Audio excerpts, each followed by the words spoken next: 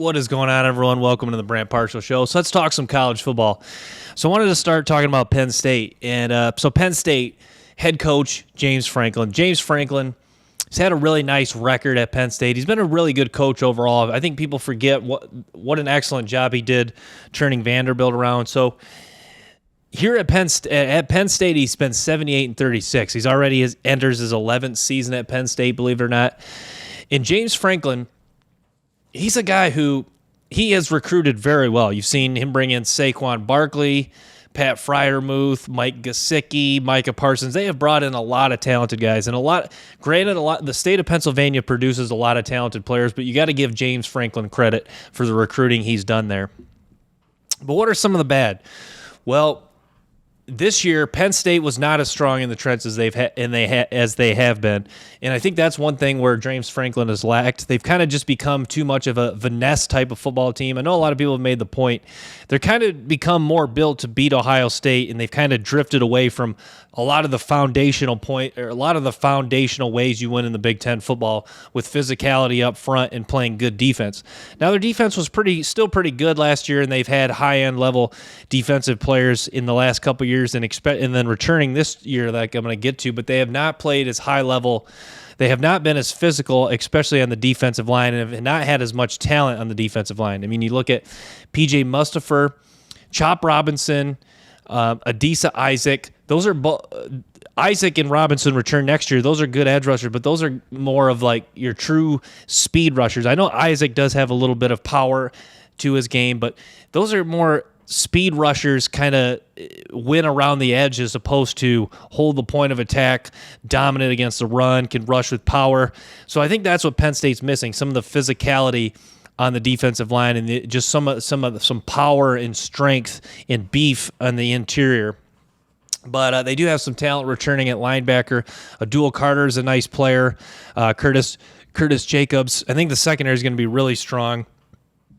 Kalen King's in the running for probably the second best corner in the country. I got Kool-Aid number one, but Kalen King athletically can do a lot of things that are on par with Kool-Aid McKinstry as far as his ball skills, covering downfield, turning and running. So yeah, Penn State they have some strong. There is some strong. They have some strong pieces in the secondary. Did a fairly good job in the transfer portal. They brought in Dante Cephas too. Dante Cephas transfer from Kent State. Cephas, a guy who really tore it up in 2021. It's a guy who's got some height to him, some length. A guy that can win vertically. So I think Cephas. I think he'll do a really good job this year for Penn State. I think he'll fit right into the wide receiving core. I think this is a guy that you can plug on the outside. You got Keandre Lambert-Smith, the guy that can work the slot. So the receiving core, even though they didn't do a whole lot of work in the transfer portal, I think Penn State was a team that they really believed in a lot of the pieces they have overall in this team. I think they've trusted their recruiting, and I think adding a few pieces here and there was necessary to really help kind of finish off what they wanted to accomplish in this offseason. But the offensive line, Olu Fashanu, probably is the best offensive tackle in college football. He's likely going to be a top 5, top 10 pick. So the offensive line, even though as a whole, I just kind of got done preaching that they're not as strong on the offensive defensive line. Fashanu is the exception on the offensive line. I think the rest of the offensive line is solid, but Fashanu is the standout guy. But even he is more of it's quickness into his set, free mover, good lateral movement. Even he is kind of missing the overall strength and power. Even though it's there, he doesn't necessarily have a high end. He doesn't hold anchor at a high level. Sometimes power rushers do move him back a little bit, but Fashanu, from an athletic standpoint and the way he moves for a man that big, is a really good prospect of the tackle position. He's certainly an impact game changer for the Penn State offense. Drew Aller likely going to get the start at quarterback. I like both the running backs, Katron Allen and Singleton. Nick Singleton at running back, he is so fun to watch in the open field. This guy is just absolutely explosive. This guy that he can make a 40, 50-yard touchdown run, and he just like leaves people in the dust. So, yeah, Nick Singleton, one of the most fun players to watch in college football. So if you look at Penn State, and you're trying to make a case for them to win the Big Ten. So I would say Nick Singleton, hopefully get some upside from Drew Aller, the starting quarterback. Olu Fashanu is just a monster at tackle, and really no one gets by him. So with those three guys, and you combine Cephas and what Lambert Smith can do, so you combine those 4 or 5 guys, I think that is the case for Penn State to win the Big Ten. Just an offense that's potent, and you got a defense that, even though Kalen King is really, and maybe Adisa Isaac are the 2 game changers on the defense, that your offense is so potent that your defense gives you enough where you can just outscore someone. Even though I don't think Penn State, even if they lose, I don't know, they might, even if one of their losses to Michigan or Ohio State are key games, I don't think it necessarily will be a shootout. I think Penn State just needs to, I think they just need to try to find a true identity. And even if that is becoming a little bit more physical, becoming more of a, I guess, a power run team, I don't know. That is, someone made that point that Penn State, they don't really seem to have an identity of what they want to do offensively. It seems like they're kind of like, we want to be the tough Big Ten team. We kind of want to play part of, we're the tough Big Ten team, and then we want to play part of, we're throwing around the yard, finesse, speed, athletes, get out in the open space, create big plays. They kind of want to be a little bit of both. I think for Penn State, they need to choose a side.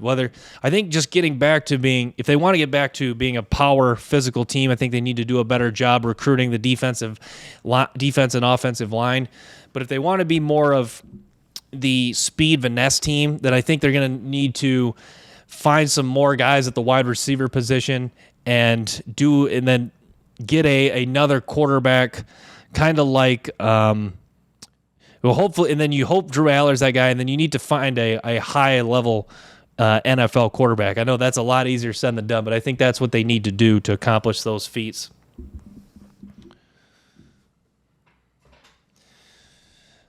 But yeah, Penn State, they should be in the mix in the Big Ten. Can they beat Michigan and or Ohio State, I think, is the big question. How do they match up with Michigan, Ohio State? I know a lot can change in one year. Last year you were saying that after the Michigan-Ohio State game, if you were saying that this year Penn State would beat both of them, I think that'd be a little crazy. It's funny how if you say Penn State's going to beat Michigan and Ohio State this year, it's a little crazy. But if you say they're going to beat one or the other, that sounds more reasonable. Like that just goes to show with that statement, or with thinking about both sides of that, it just goes to show how kind of like torn people are with Penn State. Like how there's people that are believing in them being a Big Ten title contender, but then there's people that could not, like them seeing. And I guess I'm on that side. Them seeing them beating Michigan and Ohio State seems just super far-fetched. So I think that they could beat one or the other. I think that, honestly, they probably match up with Ohio State a little bit better. I think they'd have a better chance of beating Ohio State just because of no C.J. Stroud. I think if they were get into, I just said they might not get into shootouts, but last year's game against Ohio State kind of was a shootout. You saw Ohio State kind of open it up or blow it open at the end. I think if they were get into a shootout, maybe if Drew Aller makes some more plays than Kyle Cord or whoever's a quarterback for Ohio State, then I think that Penn State gets a crucial stop. Then I think Penn State could steal one from Ohio State. I just have a hard time seeing them match up with Michigan. Michigan's kind of a mismatch for Penn State is the same way that Michigan's a mismatch for Ohio State. Michigan's just become so strong at the line of scrimmage and done such a good job at getting a strong, cohesive unit on the offensive line that it's really tough for Penn State's D-line. It's tough for Ohio State's D-line. So, I think Michigan Penn State will be a little closer this year. I think it is at Penn State. I would give Michigan the edge just because the way Michigan dominated them last year, it's going to be more so. Like the offensive line, you could argue is even better. Michigan arguably has improved overall as a roster and defensively. But yeah, I think if they're going to beat one or the other, I think it is Ohio State. But if they do beat Ohio State, then, I forget if they play Michigan or Ohio State first, but whoever they beat first, it's going to be, whoever they play first. And if they beat them, it'll be, there will be that question, maybe Penn State is legit this year. And I think that Well, there is. So Kalen King, Fashino, Singleton. We'll throw Katron Allen in there. So we got four true difference makers on the Penn State offense. If they can get one or two other guys, and this team can just kind of gel really well together, and Drew Aller can play at a high level at quarterback. Maybe Drew Aller is that other guy. I think with all those things kind of mixed together, that would be the case, and just an overall improved Penn State team and more of an identity.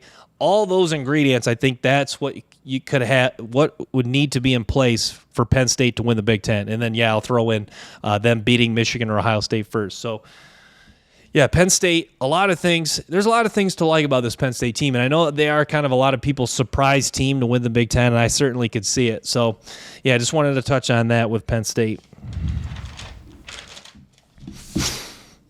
So we'll talk the Florida Gators. So year 2 of Billy Napier with the Florida Gators. Billy Napier, I forget how good of a job Billy Napier did at Louisiana. Had a 40-12 record.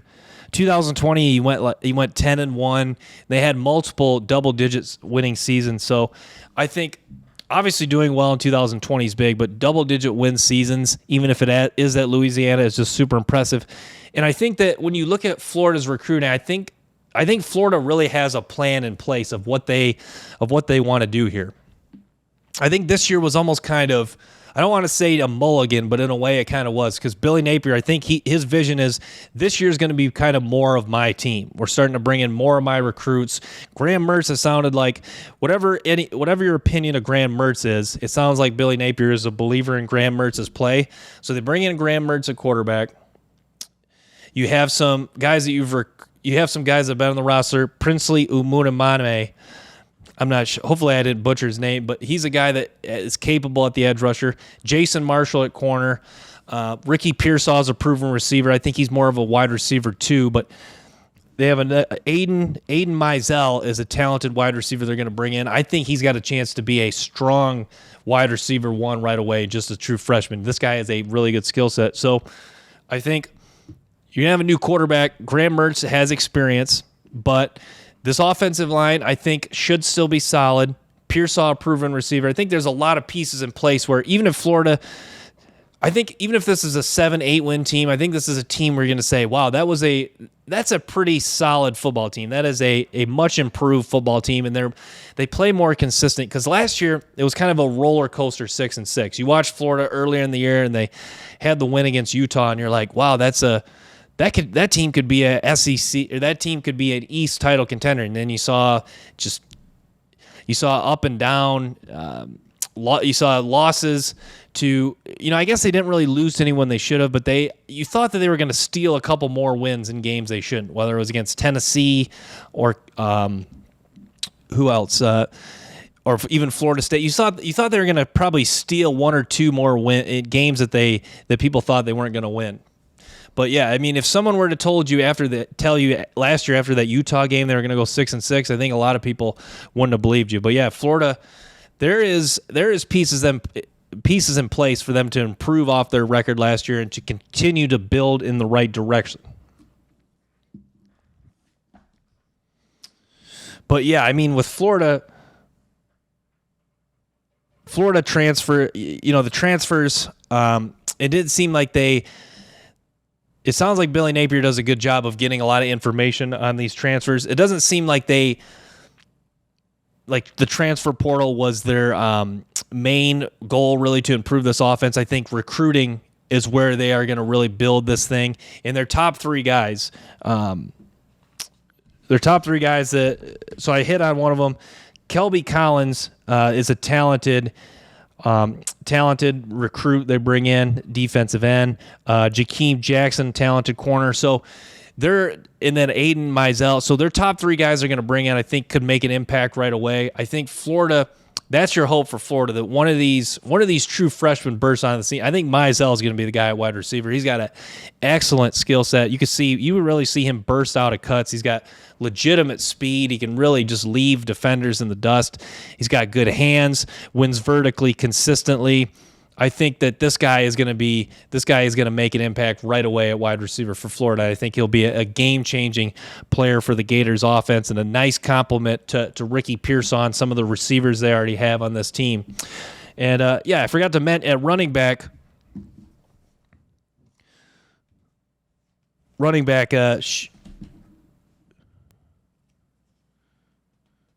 Shoot, his name escapes me. Number 2, their running back coming back is really good. It's bad. His name escapes me at the moment, but yeah, he's a really good player too. The Florida run game should be strong. Hopefully the receiving core takes another step. Mertz at quarterback can make good decisions and look more like the Graham Mertz of a couple years ago in 2020 when he was kind of just playing within the offense, making throws, kind of building up rhythm and timing as the game goes along. I think that's what they're going to ask for Mertz. Just you don't have to make a big time throw every other play. Can you just play within the offense? You got Pearsall, a guy that knows how to get open. He'll make a lot of catches to throws that are a little bit off. You got Mizell, a guy that's a speedster that hopefully can make big plays for us. You got an offensive line that should be solid. So pieces in place for you to have success with us. Just don't try to do too much. Don't try to make a highlight throw every other play. And then the defense, we have athletes. Cherrata Mitchell, the linebacker they brought in from Ohio State. And then the secondary should be okay. So yeah, the defense, there's, like I've touched on, pieces in place on the defense, pieces in place on the offense for this to be a solid football team, a competitive football team, and maybe one that steals a couple games in that they are not favored in. So let's talk Miami Hurricanes. So Miami, year 2 of Mario Cristobal. Mario Cristobal, I think, is a really good coach, and I kind of like the way he handles his business. Seems like a pretty straightforward guy. As a guy who the recruiting class coming in is going to be good. It is good. It's a top 8 recruiting class. Francis Mauigoa is a big physical presence, and he's got a chance to start at right tackle right away. This is a guy who really just could demolish people getting off the ball, and I think his play should be fascinating to watch. Can he be as dominant as he was in high school? He's not actually he's not as good an athlete as I thought. Some of the side to side movement and the fluidness of an athlete, ability to get into someone and drive, is not as good as I thought, but he is a guy that just sheer overall strength when he can get into someone, when he does square someone up, can just drive someone and knock someone on the ground, at least at the high school level. Probably we'll see some of that at the college level, but with guys a little bit quicker, I think his lack of athleticism will cause him to maybe not sustain blocks as well in college, but I think he does have a bright future at Miami, and it could be year 1. Talented at the safety, Cameron Kitchens, one of the best safeties in college football. He's actually the number 5 consensus-ranked safety. It's a guy who can plays the middle of the field, the deep half very well, a guy that can sit deep, read the quarterback, and go and make a play on the ball. He's got excellent hands coming out with interceptions. Leonard Taylor, another excellent defensive tackle too. There is high-end, kind of under-the-radar high-end players on this Miami football team. There was another Javian Cohen's a transfer from Alabama they landed. And then, they landed another offensive tackle, too, that was a 5-star guy, 20th overall. What was his name? Samson. Reuben Bain, another defensive end that's really good. Samson Okunlola. Okunlola. This is a guy who I actually think might have a better future than Francis Mauigoa.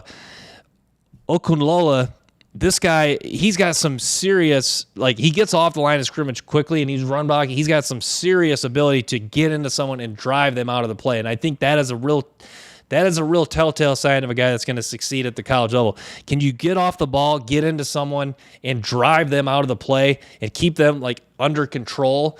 It's one thing to knock a guy. Like Mauigoa has plays where he knocks a guy on his butt, but there's also plays where he's sustaining the block, but the defender is not really under control. What I mean by that is he's got the defender in a position where the guy can is quicker to disengage, get off the block, and make a tackle. With Okunlola, you saw plays where he is just the overall strength in the upper body, lower body, and the leverage he's into a guy so much that guy has no chance to get off a block and make a play. So I think that skill set right there is what's going to help make this guy a high-end level player. I think he's got a chance to play right away. But Zion Nelson at the left tackle. Zion Nelson, a guy that's played a lot of football. Guy I thought it was going to declare for the NFL draft a couple seasons ago, dealt with an injury. It was either last year or the year before last. But yeah, Zion Nelson, Javian Cohen, Mawagoa, maybe Okunlola. They're going to have a bunch of guys that names I can't pronounce on the offensive line, but they're going to have a talented offensive line group potentially. And maybe you move Okunlola to guard with his run blocking ability. So I see difference makers offensively. Tyler Van Dyke, you could argue he's just a good college quarterback. I think he does have an NFL skill set. I don't know if that's a high-end level NFL quarterback, but I do think his arm strength will be even more greater pronounced with how good the offensive with time to throw, because he does have a kind of a longer release, but once he gets time to throw, you really can see him sling it, and he's got the ability to push the ball downfield. Miami, not the most talented group of wide receivers, but they do have some depth there. And so overall, Miami's offense should be solid. They do have depth at running back. They got speed. Defensive line, I touched on Leonard Taylor. Linebacking core, they bring in Mawagoa's brother at linebacker. And, Cameron Kitchens at safety. So I think this is definitely a team that's better than 5-7. They play Texas A&M week 2. So, yeah, Miami, I think this is a team that's going to win definitely more than 5 games. I think Miami's going to be a fun team. I think this is a year where they're really going to set – to me, this has the makings of like an 8-4, 9-3 type of year where they're really setting the tone and building the hype towards 2024, and they will become a popular team to pick. You know, Mario Cristobal just seems like a guy who I think he understood this was probably a 2 or 3 year thing. I think last year a lot of things just went against Miami with injuries and stuff. I think this year you're really building towards seeing a Miami team that is going to be very hungry, play it a lot better, take on more of the identity of the Mario Cristobal team, which is actually kind of like a lot like a Big Ten SEC team, a team that's physical in the trenches, gets after it, big plays, toughness, 4-quarter football, a team that's in shape.